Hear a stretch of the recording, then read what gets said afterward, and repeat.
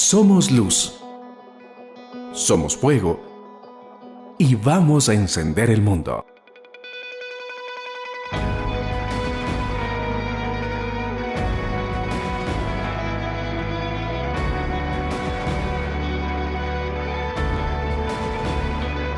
Les comentábamos entonces, veníamos viendo justamente una serie que se llama Las llaves del verdadero éxito. Habíamos visto 5 llaves importantes, ¿recuerdan? 5 llaves que vienen a ser justamente las que marcan para David lo que es el éxito y lo que es justamente una derrota. Así que el día de hoy vamos a continuar con este mensaje o con esta serie de mensajes que nos llevan a ver desde la óptica del rey David cómo él justamente funciona, cómo él justamente hace. Miren, el rey David tenía una organización súper interesante dentro del reino. Tenía un grupo de personas quienes caminaban con él.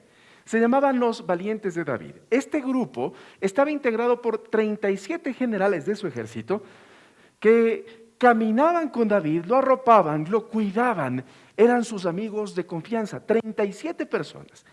Los más valientes, los más fuertes, los mejores.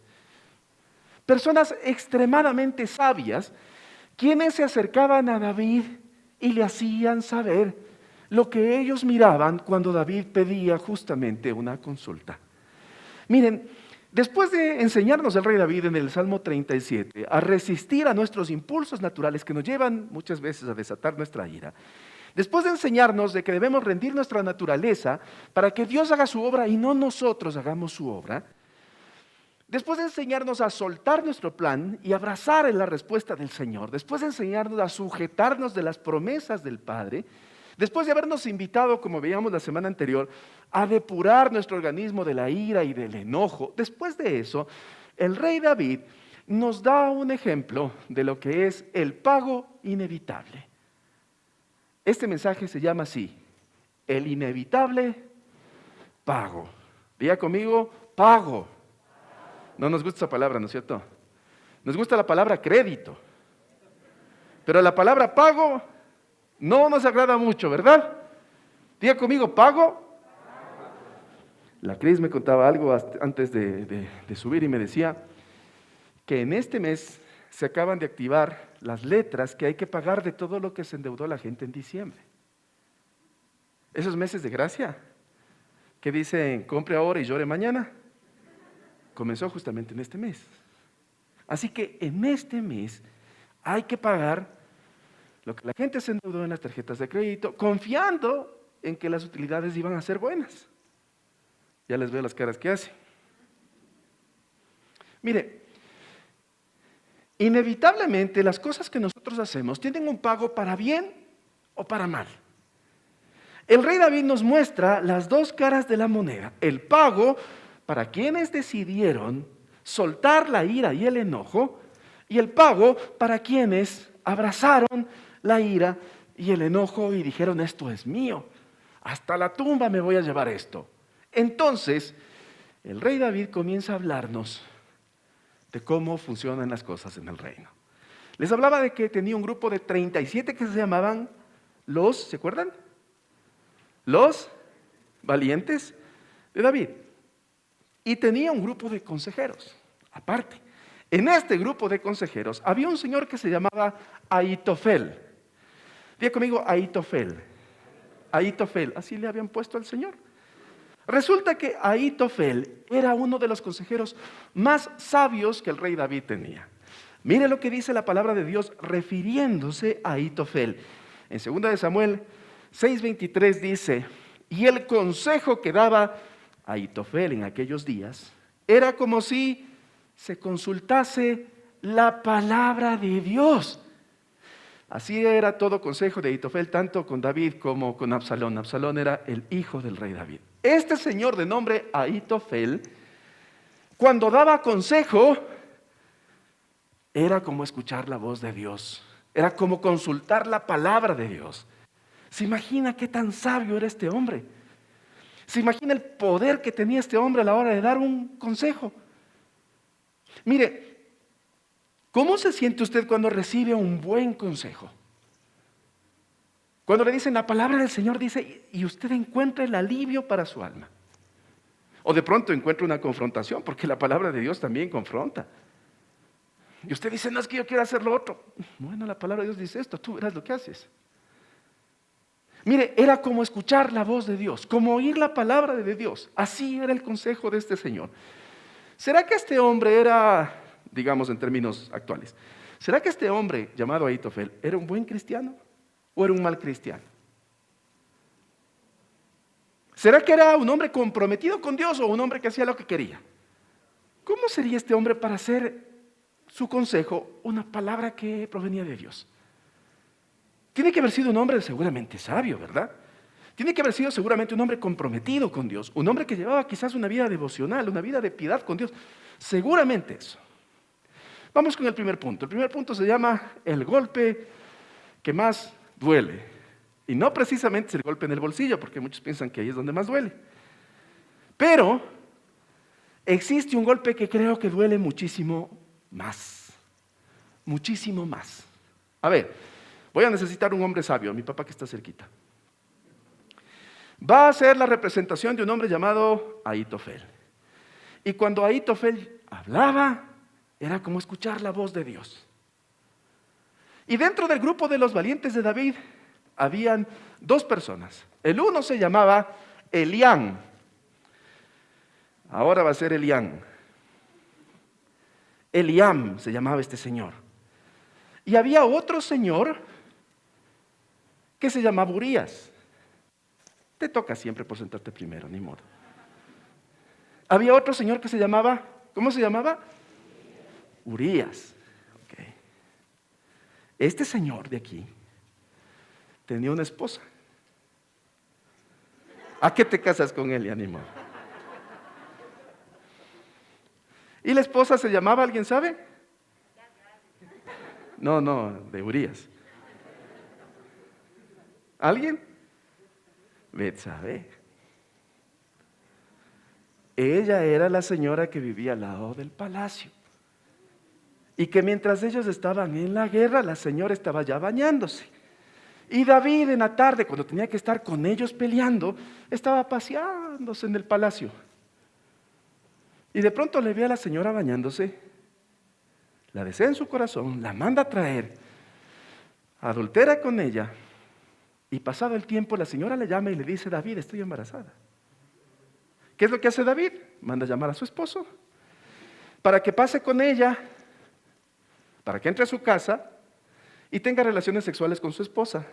Y él dice, yo no puedo estar contento con mi esposa mientras el ejército al que yo pertenezco está peleando en guerra. Y dice, no, y duerme afuera para que todos le vean que está durmiendo afuera.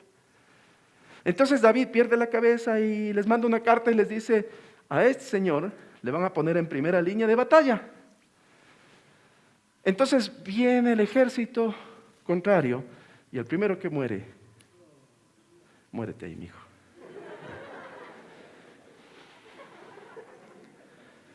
Miren, más o menos este termina de ser el escenario. David es confrontado por parte de un profeta llamado Natán. Estoy resumiendo muchísimo, ¿no? Es confrontado por un profeta llamado Natán y le pone una comparación y le hace llegar al límite donde él dice, al que haya hecho eso con esa ovejita, lo pueden leer un poco más adelante en 2 Samuel, y le dice, el que haya hecho eso tiene que morir porque es un despiadado. Y Natán le dice, ese eres tú, porque tú hiciste eso. Tú tienes un montón de mujeres, sin embargo, tomaste a la mujer que no te pertenecía y también mataste a su marido y pensaste que no va a pasar nada. ¿Qué es lo que hizo justamente David? David le pide perdón al Señor y lo que le pide es, no quites de mí tu Santo Espíritu. Pero este pecado, aunque pidió perdón, aunque terminó de arrepentirse, aunque fue justamente David llamado a pedir perdón al Señor, hubo algo. No se libró de las consecuencias. Cuando usted pide perdón al Señor por algún error que usted tiene y que yo tengo, cuando pedimos perdón al Señor, las consecuencias son inevitables. El pago es inevitable. Usted puede venir robando un banco, puede cruzar esa puerta y arrepentirse. Pero de que le meten preso, le meten preso. Las consecuencias son inevitables. Entonces, dentro de las consecuencias, a ver, ¿a quiénes se hacen los dormidos para que no les llamen? ¿No? Ya ven que estoy por ahí, entonces mejor cierran los ojos, estos los que no. Ven, Dani. En las consecuencias, resulta que se levanta el hijo del rey, que se llama Absalón, y por diferentes cosas que hizo mal David, llena su corazón de ira, llena su corazón de coraje, y finalmente dice, voy a organizar una revuelta en contra de mi papá para quitarle el trono. Entonces Ahitofel dice, yo te voy a ayudar. Y Ahitofel se convierte en el consejero de Absalón, el hijo de David, que estaba listo para quitarle el trono. Entonces le ofrece la ayuda y David siente el golpe de su amigo, el que más duele, de su hijo y de su amigo, el que más duele, de la persona cercana, y dice lo siguiente, Salmo 55, versículos 2 y 14 al 14, dice, amigo mío, tú me has ofendido. Se está refiriendo David a Ahitofel. Tú que eres igual que yo, tú que eres como mi hermano y que ibas conmigo, ¿a dónde dice? Ay, cómo duele cuando alguien que viene con nosotros al templo nos termina de meter la puñalada. Sigue diciendo David, si otro me hubiera insultado, lo podría soportar. Si otro me hubiera humillado, podría esconderme de él. Pero el golpe que más duele, mis queridos amigos y mis queridas amigas, es el que propina la persona que nosotros más amamos. Y todos hemos vivido una experiencia difícil en donde hemos salido lastimados. A veces, nuestros buenos amigos han terminado de ser quienes nos han golpeado. A veces, nuestros padres, a veces nuestros hijos, nuestra pareja, a veces la gente de nuestra misma iglesia, a veces nuestros líderes, a veces nuestros pastores. Todos hemos sido golpeados por alguien a quien queremos. ¿Qué hizo David frente a esta traición? Hizo lo que nos aconsejó en el Salmo 37.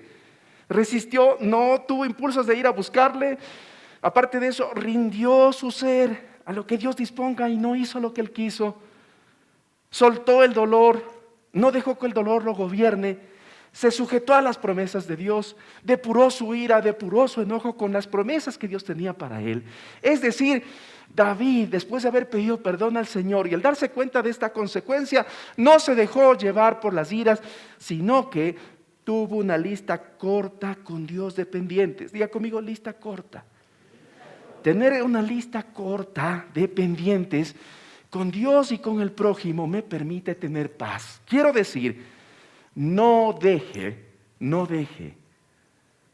que lo que otro hace se convierta en una lista larga que espere usted un día cobrar, porque eso le va a quitar la paz.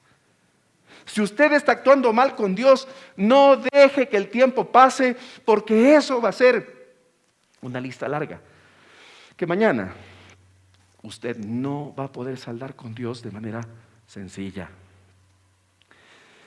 Mire, David no dejó una lista larga de pendientes con Dios, pero Ahitofel sí. Ahitofel dejó la lista larga y dejó justamente los pendientes para que su vida se convierta después en una vida con amargura. ¿Tenía alguna razón Ahitofel para dejar de ser uno de los principales consejeros de David e irse con su enemigo que vino a ser su hijo? ¿Tenía alguna razón? Le cuento. Ahitofel era papá de uno de los valientes de David, que se llamaba Elián. Y Elián era el suegro de otro de los valientes que se llamaba Urías. Es decir, Elián era el papá de Betsabé y Ahitofel era el abuelito de Betsabé. Amigos, ¿Cómo se sentiría el consejero de David al ver que David destruyó el matrimonio de su nieta? ¿Cómo se sentiría Ahitofel al ver que la persona a quien amaba a su nieta terminó muerta por un capricho del rey? Tenía razones Ahitofel para odiar a David. Amigo y amiga, humanamente nosotros podemos tener sobradas razones para guardar rencor, para guardar odio y para tener una cuenta pendiente con alguien que nos faltó. Dígame si este cuadro no merece todo el repudio de alguien quien dice: mi nieta no se merecía eso. Que esté en la boca de todo el pueblo diciéndole, ya se imaginarán. Mire, Ahitofel no fue capaz de resistir sus impulsos y su impulso fue irse con el enemigo. Ahitofel no rindió su naturaleza a Dios, sino que dijo: yo tomo el control. No soltó su plan, no soltó el dolor de la traición, no se sujetó a las promesas de Dios, no se depuró y permitió que la ira y permitió que el enojo termine justamente de gobernar sus actos. Y es que cuando la ira y el enojo gobiernan nuestros actos, veíamos la semana pasada, empezamos a deformarnos. Entonces, el hombre sabio, que cuando hablaba era como si Dios mismo daba el consejo, se deformó en una persona incapaz de tener piedad. ¿Y qué es la piedad? Lo hemos estudiado en otros mensajes. La piedad es la capacidad que tienen los hijos de Dios de entregar un bien a quien nos ha hecho un mal. Eso es la piedad y es algo que está reservado para los hijos de Dios. Le llaman los hombres píos, les dicen así, píos. ¿Quién puede entregar un bien a quien nos ha hecho un mal? Piensa en la persona que le ha hecho el peor mal de su vida. Tener piedad es hacerle un bien a esa persona que usted tiene en mente. ¿Entiende ahora cuál es el término impío? Es una persona que no tiene la capacidad de devolver un bien a quien ha hecho un mal, sino que a quien le hizo un mal, ¿qué le devuelve? En eso se convirtió Ahitofel. Después de haber sido uno de los consejeros más importantes en el reino, se convirtió en una persona incapaz de poder cumplir con lo que Dios nos pide. ¿Por qué? Porque tomó de un veneno que se llama enojo y su vida se convirtió en una vida amarga. Les dejo este pensamiento.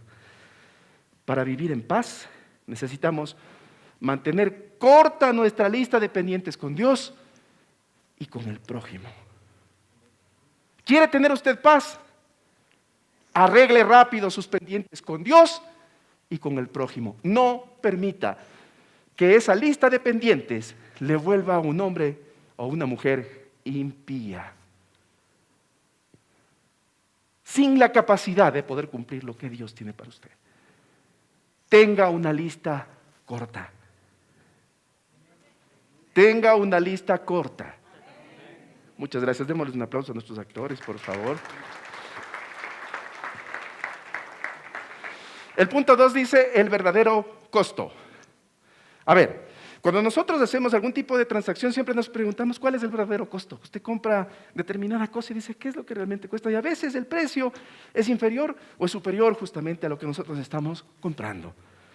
¿Cuál es el verdadero costo de vivir con iras y guardar enojo? ¿Cuál es el verdadero costo? Vamos a la siguiente letra del alfabeto, en donde David hizo el acróstico para enseñarnos la llave del verdadero éxito. Versículo 10 del capítulo 37 de Salmos dice: pues de aquí a poco no existirá el malo, observará su lugar y no estará allí. El malo, lo vamos a poner en hebreo, la palabra que ocupa David es Rasha, y Rasha significa alguien que es incapaz de devolver un bien a quien ha hecho un mal. Rasha es el nombre que le dan a la persona que a un mal devuelve otro mal. ¿Cómo se llama entonces Rasha? Una persona incapaz de tener piedad. Entonces, cuando David está hablando de esto, está diciendo, ¿quién es incapaz de tener piedad por quien nos ha hecho un mal? Dice después, sigamos leyendo, observará su lugar. Y aquí sí nos vamos a coger duro porque un verdadero discípulo de Jesús busca parecerse a su maestro. ¿Y Jesús cómo devolvió a la gente el mal que le hizo? Y si nosotros nos llamamos discípulos de Jesús, buscamos parecernos a Él. Amigo, amiga, en esta mañana quiero decirle que Dios ha preparado para usted y para mí un lugar dentro de su reino. Él tiene un propósito para nuestras vidas. ¿Pero qué será, pastor? Que conmigo no se cumple ningún propósito, no sé ni cuál será. Mientras vivamos dando más importancia a las iras y al enojo, aunque estés sentado en esta iglesia, no estarás cumpliendo un propósito. Cuando te resistes, cuando te molestas, cuando no estás de acuerdo, cuando te resistes a obedecer cosas sencillas como que te dicen, siéntate aquí. No, yo me quiero sentar allá. ¿Piensas que Dios te puede dar un propósito de vida si no eres capaz de seguir una orden tan sencilla? Cuando cruzas por esa puerta y dices, nunca más vuelvo a la iglesia. Y quizás tienes razones sobradas para no volver, porque quizás te hicimos daño como iglesia. Puede pasar porque somos seres humanos. Cuando dices, yo no puedo devolverles un bien porque me hicieron un mal, ¿sabes? El lugar del propósito que Dios tiene para tu vida seguirá allí, pero tú no estarás cumpliendo ese propósito.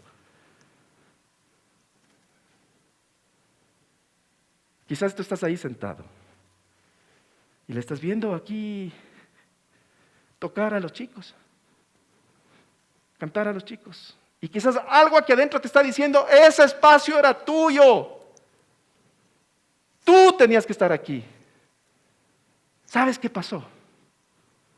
Te convertiste en una persona sin piedad y en algún punto de la vida fuiste incapaz de devolverle un bien a quien te hizo un mal. ¿Sabes qué es lo que pasó? Que las iras, que el enojo gobernaron tu vida y no permitiste que el Espíritu Santo sea el que te gobierne. La próxima semana nos vamos al encuentro. Y quizás algo aquí adentro te está diciendo, tú tenías que estar en ese grupo, tú tenías que ser facilitador, tú tenías que dar una charla. Y quizás sigues sentado luchando con lo mismo, porque has dejado que las iras y el enojo te gobiernen. Mientras haya obediencia en la casa, en esta iglesia seguirá caminando, así tú no estés de acuerdo. Mientras haya obediencia en esta casa, así te vayas resentido, esta iglesia seguirá caminando. Porque la iglesia camina contigo o sin ti. No pienses que guardando rencor, que guardando odio, vamos a terminar cerrando todas las iglesias. Porque para ti las iglesias no sirven, no valen. ¿Cómo se llama eso? Eso se llama orgullo. Darle más importancia a mis iras y a mi enojo que a lo que la palabra del Señor dice para mí. Como ese pastor que le encuentra a un muchacho, ¿no? Sentado afuera de la iglesia llorando. Y se acerca y le dice, fulanito, a los años que te veo. Y los músicos entraban a la práctica. Y le dicen, me imagino que estás llorando porque entendiste que este es tu lugar y que tú debías estar tocando. El chico movía la cabeza y movía la cabeza. Entonces estás llorando porque quizás te das cuenta que has perdido tiempo en el Señor. Que le diste más peso a otras cosas. Y el muchacho movía la cabeza y decía, no. Entonces, ¿por qué estás llorando? ¿Por qué estás afuera de la iglesia sentado llorando?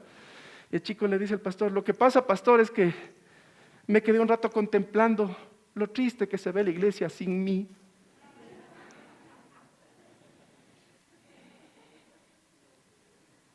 Amigos, el orgullo no nos deja soltar las iras ni el enojo.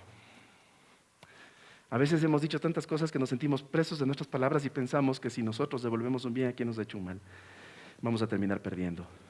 David, con todos sus errores y sus horrores que cometió en la vida, terminó de ser nombrado como un hombre conforme al corazón del Señor. ¿Por qué? Porque tenía cuentas cortas con Dios. No porque era perfecto. A veces la gente piensa que los que estamos aquí, qué bestia, vivimos en una atmósfera celestial. Piensan que salimos al patio y el maná nos cae del cielo. Y en las tardes las perdices golpean las ventanas y nos cae. Piensan que no pagamos cuenta en el agua potable, sino que golpeamos la pared y nos brota el agua. Y no es así.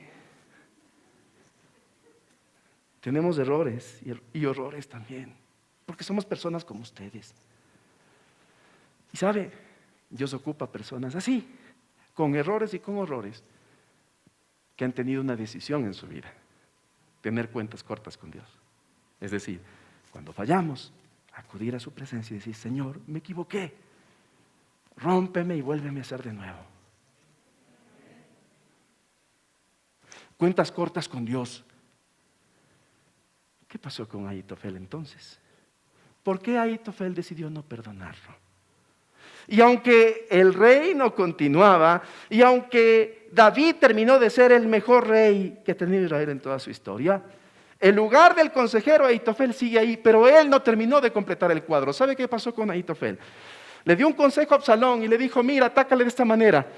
Absalón pidió otro consejo a otra persona y le dijo, no, mejor atácale así. Y siguió el otro consejo. Esta persona dice que regresó a su casa, ordenó su casa y después de eso se ahorcó. Ahitofel, un hombre que estaba llamado a estar sentado al lado del rey, hablando como si Dios mismo hablara, terminó colgado de una soga. ¿Dónde le quiere Dios a usted? Colgado en la soga de las deudas, de los problemas, del rencor, de las iras. Mi vida sería diferente si cambiara. ¿O le quiere en un lugar de autoridad? Que aunque nosotros sigamos cometiendo errores y horrores, aunque sigamos luchando con algo, mantengamos cuentas cortas con Dios. ¿Dónde le quiere Dios a usted? Piense por un instante si en el lugar que usted ha adoptado es el lugar que Dios le ha preparado para su vida. ¿O será momento de soltar las iras? ¿Será momento de soltar la amargura, el enojo y empezar a proceder como Dios dice? Sigamos el otro versículo, el 11. Dice, pero los mansos heredarán la tierra y se recrearán con abundancia de paz. Cuando habla de los mansos, habla de Anaf. Anaf es un término para hablar de alguien quien está abatido, para quien es una persona humilde, para quien del pueblo es el más pobre. Para el más pobre se le decía Anaf. Dice, el más pobre del pueblo es el que terminará heredando la tierra. Les explicaba la semana anterior qué significaba eso. Heredando la promesa que Dios les había hecho a los papás. Amigos, es que para poder heredar las promesas de Dios, necesitamos sentirnos los más pobres y los más necesitados de su presencia. Si usted se siente que solo va a poder, sabe, no va a heredar la tierra. Y tampoco va a poder tener abundancia de paz. Si usted piensa que solo puede salir, que usted sabe, siga nomás. Dios no deja de ser Dios. Porque esto está reservado para quien tiene la capacidad de decirle, Señor, me siento como el más pobre, porque no te tengo a ti. Quiero que tú dirijas ahora mis pasos, porque yo ya la regué. Yo ya hice mal. Aná quiere decir justamente eso, el más desposeído, el más pobre. Este señor que se llamaba Ahitofel creyó en su conocimiento, creyó en su consejo y se fue con el enemigo de David. David dijo, ten piedad de mí, oh Dios, lávame, límpiame, purifícame, no quites de mí tu Santo Espíritu. O sea, dependía directamente de Dios, aunque hizo un horror. Y usted quizás está hoy día sentado y está preguntándose, ¿será que Dios me perdona ese pecado tan terrible que solo Dios y yo sabemos que cometí? ¿Será que Dios me perdona eso tan terrible que no quiero que nunca nadie se entere? ¿Será que Dios me perdona eso tan vergonzoso que llevo en mi vida y que nunca le contaba a nadie? La respuesta es, Dios está siempre dispuesto a perdonarle. Dios está dispuesto siempre a recogernos. Dios está dispuesto siempre a abrir sus brazos a tomarnos, a rompernos y a hacernos de nuevo. Pero si usted cree que puede solito, póngase a la fila de acá, porque seguramente le va a pasar exactamente lo mismo que le pasó al consejero, a Ahitofel. Mire, las injusticias que nosotros vivimos en la vida tienen un objetivo. Las injusticias que vivimos en la vida tienen el objetivo de llevarnos al siguiente nivel si somos capaces de aferrarnos a Dios. Así que si usted está viviendo una injusticia, déjeme decirle, Dios le quiere llevar a un siguiente nivel si es capaz de tener piedad.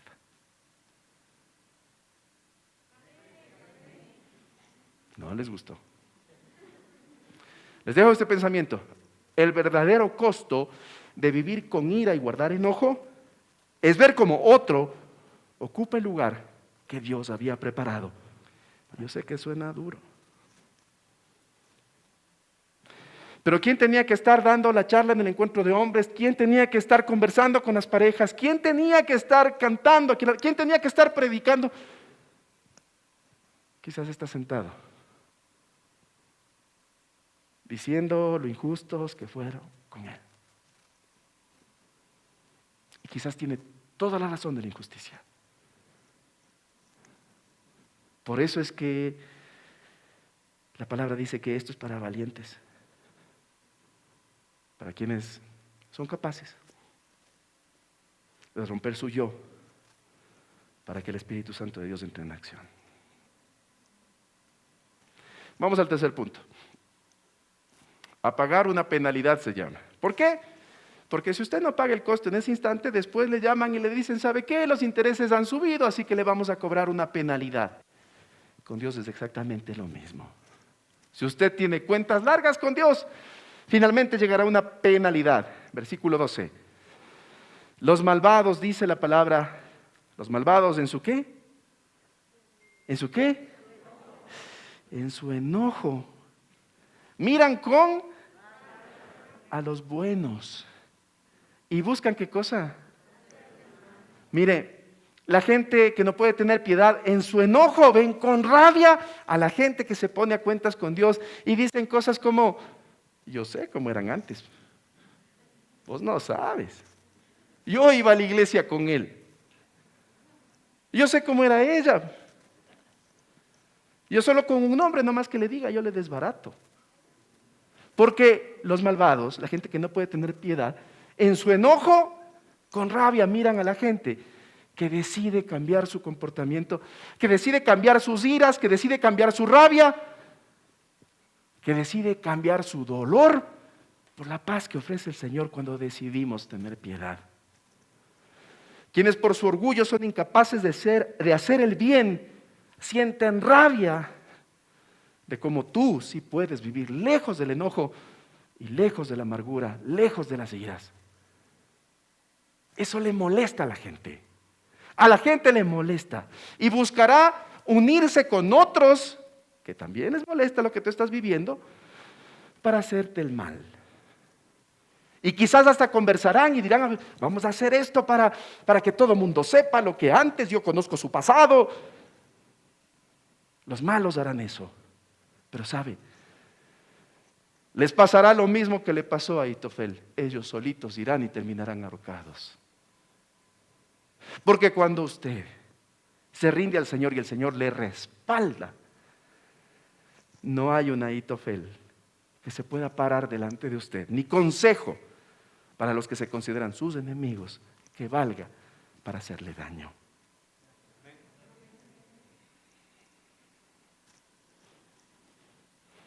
Vamos al último verso. Pero Dios se burla de ellos, pues sabe que pronto serán destruidos. Quizás este verso teológicamente podemos tener un conflicto a la hora de estudiarlo. ¿Cómo Dios se puede burlar de alguien quien lo necesita en ese momento? Y mientras preparaba esto, me imaginaba y volaba yo solito, pensando. Así como cuando éramos chiquitos, ¿no? Los profesores hablaban y nosotros volando, pensando, ¿no? cuando juegue fútbol en la selección del Ecuador, cuando esté en el espacio y sea astronauta. Algo así. Y me imaginaba por un instante a Dios diciéndole a sus ángeles, a sus arcángeles, a sus querubines, hay que parar el mundo, paren un rato, que el sol se detenga, que la luna se detenga, que deje de girar la tierra un ratito. Lo que pasa es que en Ecuador, que es un país chiquitito ahí, en Quito, en el barrio de Iñaquito, en el centro Larson, está sentada una persona que está resentida conmigo.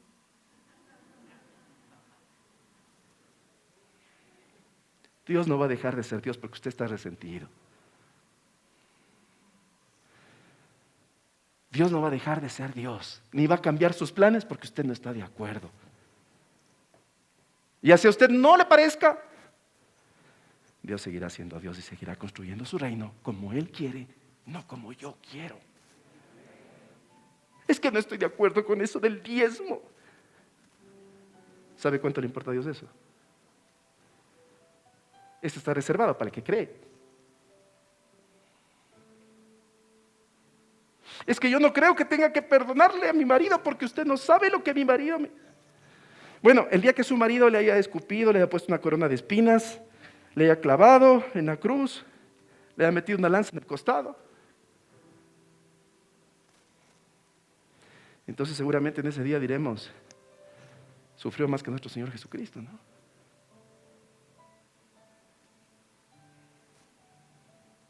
Es que usted, pastor, no sabe lo que me hicieron en la otra iglesia. Quizás en la otra iglesia le afectaron. Quizás actuaron, no sé, quizás hasta como David, no sé. Y quizás tenía usted toda la razón para morirse de las iras y guardar enojo. Por eso mismo es que Dios le ha traído a esta casa. Por eso mismo es que Dios ha permitido que usted se pueda sentar en este lugar, para que no le hablemos solamente de la bendición, no le hablemos de que va a ser rico, sino que le digamos, necesitas perdonar.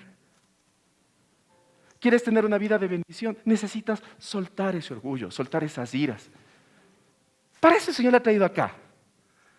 No es coincidencia que haya pasado y que de pronto se confundió y no hemos sido los padres de sufrir, sino hemos sido otra iglesia. Mire, no es coincidencia. Dios le permitió que usted pueda venir acá porque usted necesita escuchar que la ira y el enojo no solucionan nada. La ira y el enojo solo complican los problemas.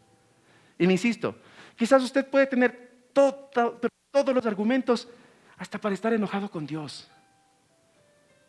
Porque ¿cómo Dios pudo haber permitido que le pase lo que le pasó si usted ha sido tan bueno, tan buena? Quizás usted ha sido la mejor mujer del mundo y usted no se merecía que su esposo le engañe. Quizás usted fue el mejor hombre del mundo y usted no merecía que su esposa la abandone. Quizás usted fue el mejor cristiano y usted no merecía que sus líderes le saquen del ministerio. Quizás no entendieron las cosas y quizás tiene toda la razón para enojarse. Quizás tiene toda la razón para sentirse mal y de pronto hasta para tomar venganza. Y quizás hasta tiene gente que le va a ayudar. Pero ¿sabe? Si usted toma ese camino, su lugar seguirá ahí. Y vendrá otro y tomará lo que es de usted. Si toma ese camino, mañana hará un balance de su vida y dirá, he perdido tiempo. No he ganado nada. La iglesia de Dios ha avanzado conmigo o sin mí. Si usted pensaba que era el que cantaba hermoso, déjeme decirle que ahora hay otros chicos que cantan mucho mejor. Si usted pensaba que predicaba genial, déjeme decirle que ahora hay otra gente que predica mejor. Si usted pensaba que servía súper bien en los niños, déjeme decirle que ahora hay gente que trabaja mucho mejor. Y no porque sean tremendamente preparados, instruidos, sino por la gracia de Dios, sino porque Dios les ha dado, voy a tomar las palabras que me dijeron ayer, un manto especial, una gracia diferente, para que a pesar de nuestros errores, nuestras limitaciones, nuestros errores y nuestros horrores, quien se lleve los aplausos sea Dios, no nosotros.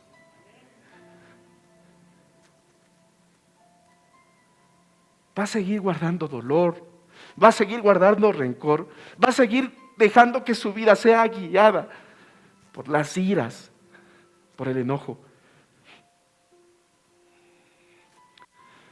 La injusticia que estamos viviendo es para que nosotros simplemente vayamos al siguiente nivel por una razón. Es que Dios no te quiere perfecto. Dios te quiere maduro. Si tan solo pudiésemos entender esto. Ayúdenme poniendo en pantalla si es posible, por favor. Si tan solo pudiésemos entender esto. Dios nos quiere maduros, no perfectos. Errores vamos a seguir teniendo. Usted y yo vamos a seguirnos equivocando. Usted y yo vamos a volver a pecar. Tengamos cuentas cortas con Dios. Y recordemos que Dios no usa a los perfectos. Dios usa a quienes toman decisiones maduras. Y una decisión madura es perdonar a quien nos ha ofendido. Una decisión madura es devolverle un bien a quien nos ha hecho un mal. Una decisión madura es dejar de escondernos y vivir por allá poniendo en discordia a la gente, tratando de hacer grupo. Una decisión madura es ser dueño de mí mismo, hacerme cargo de mis acciones y de mis consecuencias. Finalizo con esto. El inevitable pago se llama esta llave. Hay un pago para bien, un pago para mal. Y es que vivir obedeciendo a la ira, abrazando al enojo, exige un pago que nos deja sin el lugar que Dios preparó para nosotros y nos hace vivir sin su protección, sin su provisión, sin su preservación, sin su progreso. La repito, vivir obedeciendo la ira y abrazando el enojo exige un pago que nos deja sin el lugar que Dios preparó para nosotros y nos hace vivir sin su protección, sin su provisión, sin su preservación, sin su progreso. ¿Cómo se llama la protección, provisión, preservación y progreso? ¿Cómo se llama? ¿Cómo se llama? Cuando usted se deja llevar de la ira y del enojo, usted vive sin la bendición de Dios. Ese es el pago para quien valora más su ira, su enojo, que una vida de piedad, devolviendo un bien a quien nos ha hecho un mal. Esta mañana el Señor ha hablado y ha puesto delante de usted la muerte y la vida. Decida qué va a hacer. Decida si va a vivir guiado por el enojo y por las iras, o va a tomar la firme decisión de cambiar su ira, de cambiar su enojo,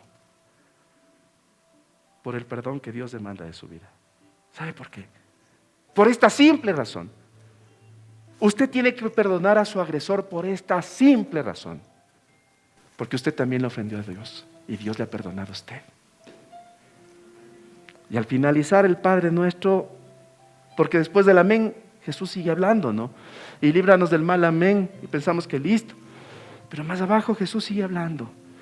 Y dice, porque si ustedes no perdonan a sus agresores, tampoco mi Padre que está en los cielos les perdonará sus agresiones. Cuentas cortas con Dios, porque Dios nos quiere maduros, no perfectos. Aquí termina mi parte, ahora comienza la tuya.